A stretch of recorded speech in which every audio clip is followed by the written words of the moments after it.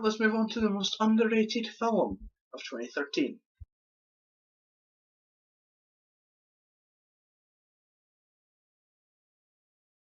Yes, the most underrated film. This is the film that pretty much was really good, but folk were like, forgot about it basically.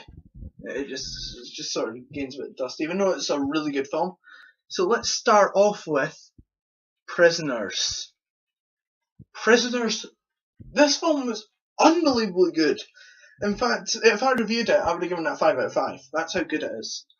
Uh, it's perfect. Hugh Jackman's performance, Terrence Howard's performance, Dano, he was amazing.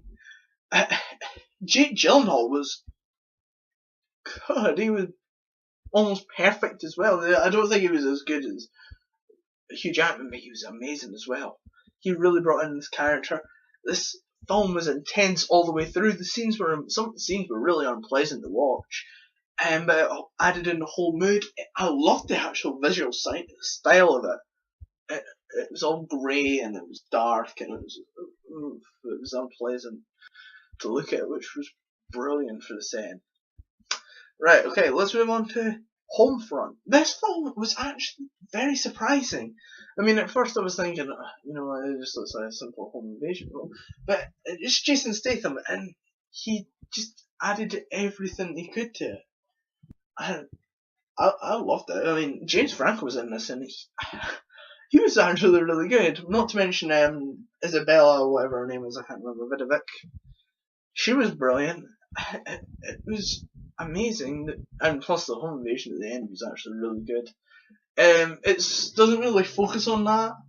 It's more like this guy just trying to escape from everything that he's going into it, and it was actually a really good film.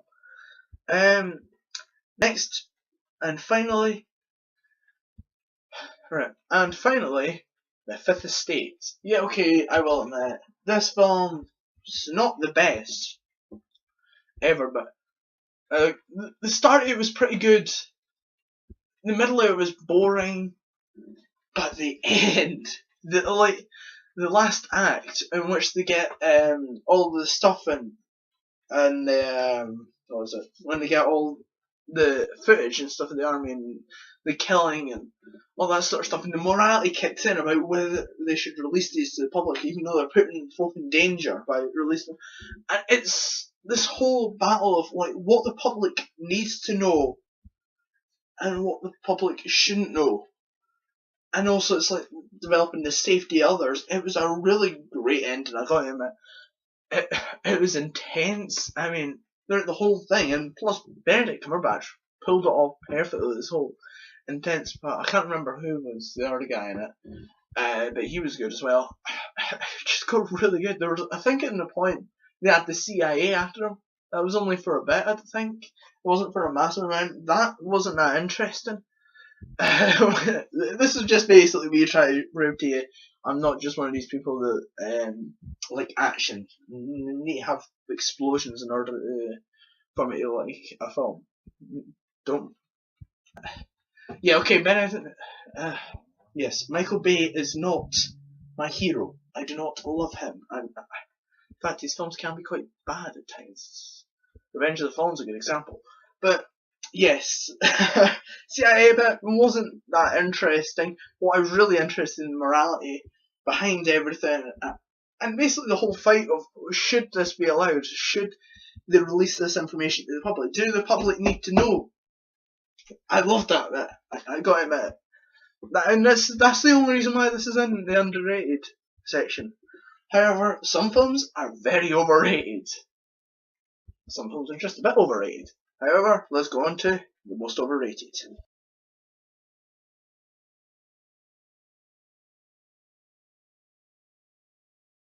The most overrated films.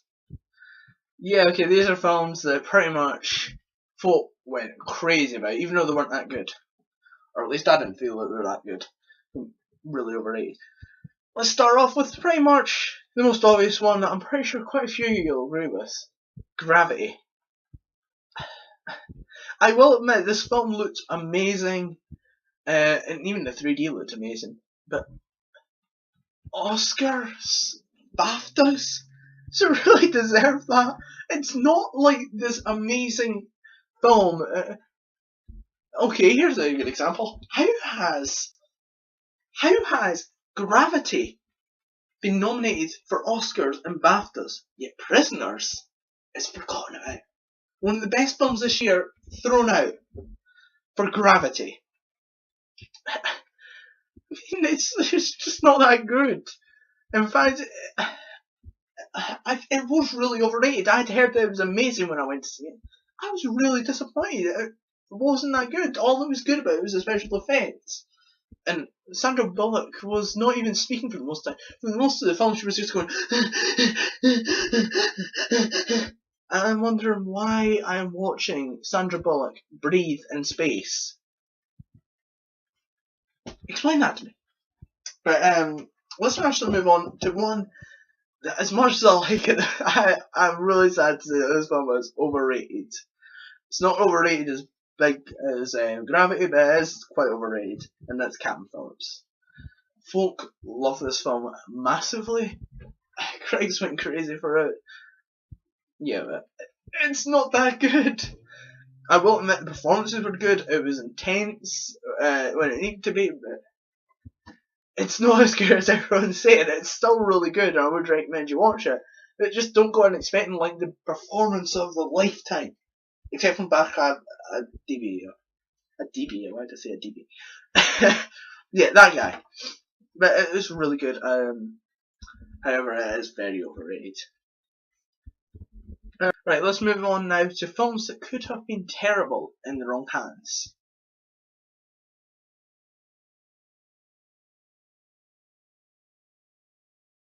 Yes, films that could have been terrible, but weren't.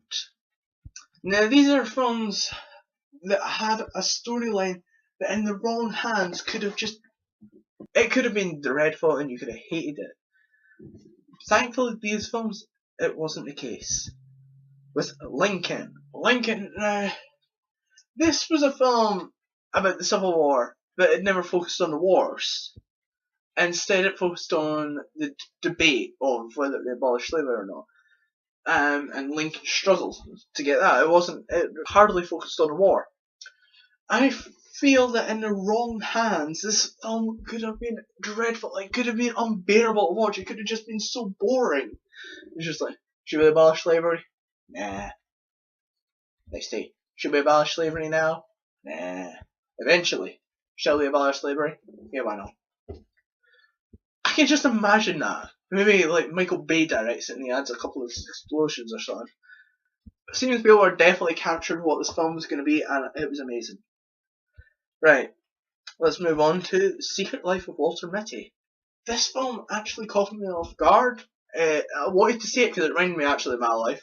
I just spend a lot of my time just daydreaming and...